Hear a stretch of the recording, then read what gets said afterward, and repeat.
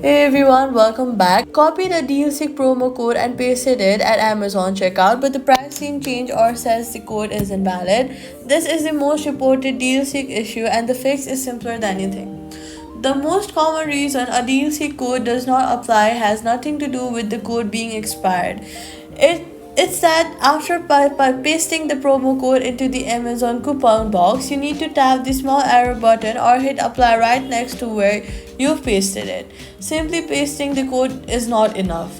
The arrow button must be tapped to submit it. And it's easy to miss. DealSeek's own FAQ has a step-by-step video showing exactly this. If you did tap apply and the code still shows invalid, the deal may have expired. The maximum number of claims may have been reached, or the price dropped through a different mechanism and the code was removed.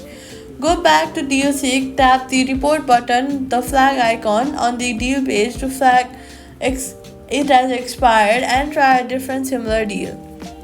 So all you've got to do is paste the code and then tap the arrow or apply button. Do not just paste and move on.